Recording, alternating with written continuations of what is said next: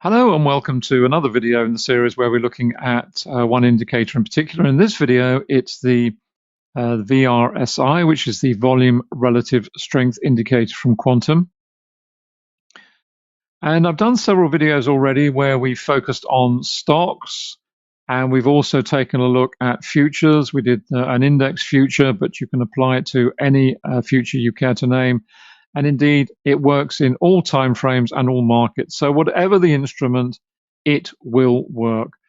We're focused very much on the intraday trading side of the market here, but I will do some much longer term ones where we look at swing trend trading and investing from a longer term perspective. In this video, we've gone to ETFs, and I've selected the XLK, which is the technology ETF, very, very popular, very liquid, as you can see from the charts. The workspace here is broken in two because on the top level, I've got the VRSI indicator itself.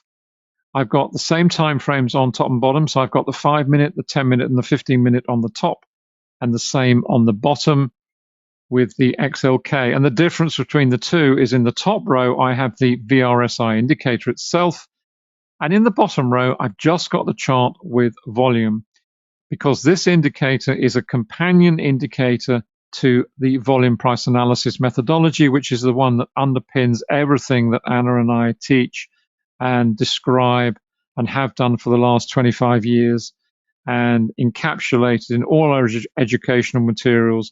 Volume price analysis methodology underpins everything, and it doesn't matter whether you're an intraday trader scalping markets, whether you're a longer term investor.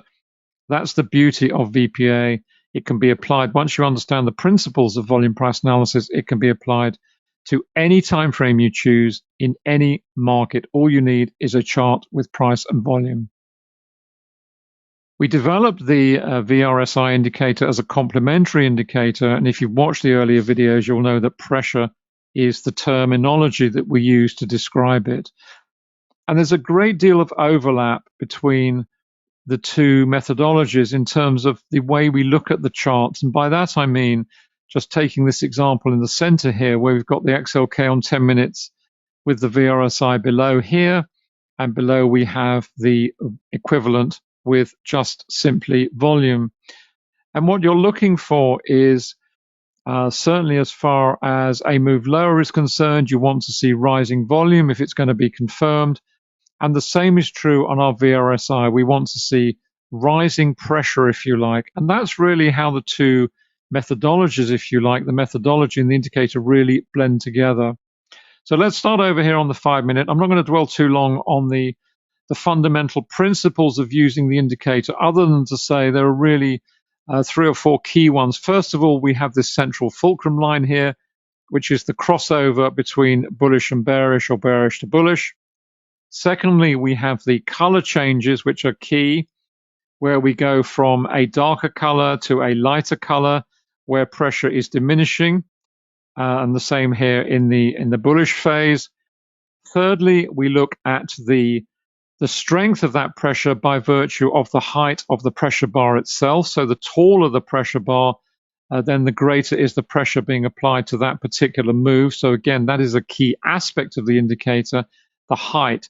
And also, further really adding on to that is the way we compare heights from one move to another. So for example, here, we can look at these pressure bars and say, well, has this got some strong momentum compared with what was going on over here? And the answer is pretty much yes, because the height of the bar here is pretty much a little bit lower, but not much. So it's really telling us very clearly that there is significant pressure here by virtue of what went on earlier in the session, where we talk a lot about benchmarks in volume price analysis, and it's very much the same here. You're looking at benchmarking, and this is what I meant by this blend of the VRSI with volume price analysis. The two are very complementary with one another, because the way we analyze and the way we look at the charts is very much the same. There's a lot of commonality there, as you would expect. So just to pick up on this particular move, when the XLK, as you can see, we had a pretty bearish open to the session yesterday. We had a lot of confirmation here, as I say, with the height of the bars. We had rising bars here, which is what we want to see. And even though the price action tried to reverse against that trend, really didn't diminish the height of the bars very much, and certainly didn't have any color change effect either. So it really just confirms to you that this is a bearish trend. It doesn't last a great deal of time, and we get a really nice hammer candle at the bottom here, and clearly we would have seen that on our VPA analysis. Some strong buying, hopefully coming in under that particular candle and giving us a good signal that potentially we might see a pause point, some stopping volume coming in there, with the potential to reverse that bearish trend into the bullish trend, which does indeed get underway.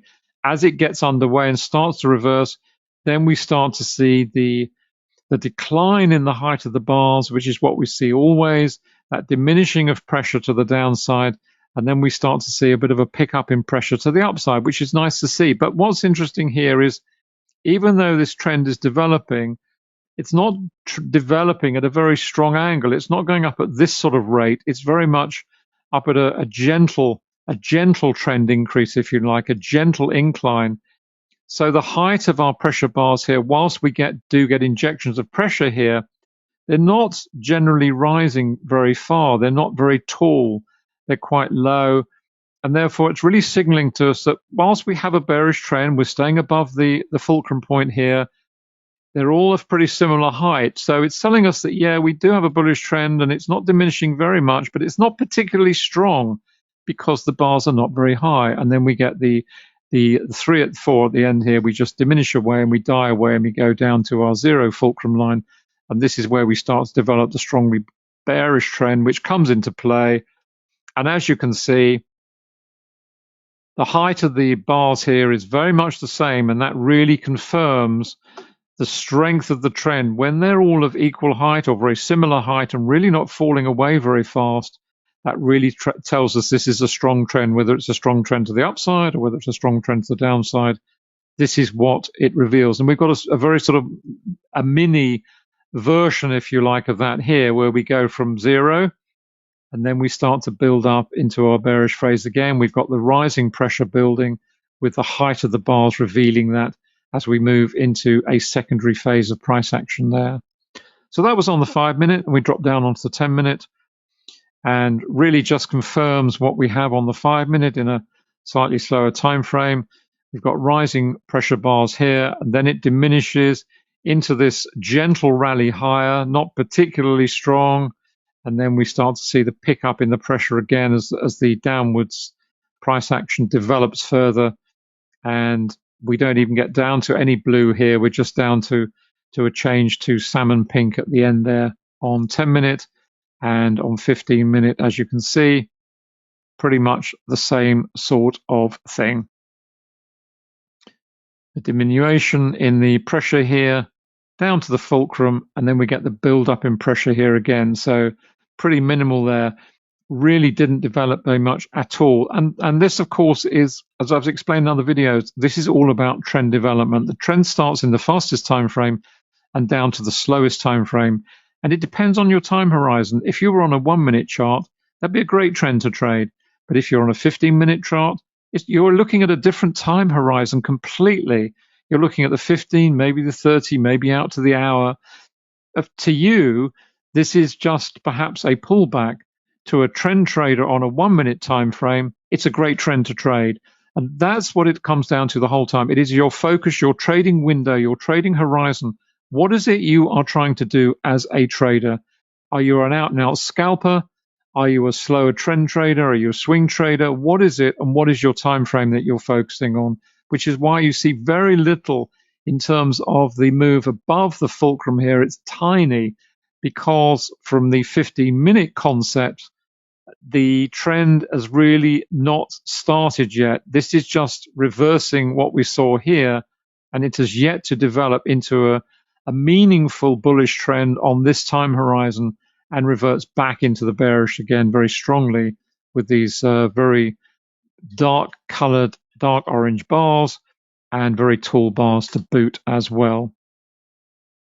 So that's the VRSI, the volume relative strength indicator. And As you've seen here, this is an ETF. It works in exactly the same way as it does with a stock, with an index future. It really, really makes no difference. You apply it to the chart you want to trade, and off you go. I'm going to do another video where we're going to look at this in much slower time frames. So if you're more of a trend or a swing trader, or you're looking at this from an investment perspective, then that's what I'm going to do next, because I'm going to go right down to the slower time frames and look at it on from that perspective.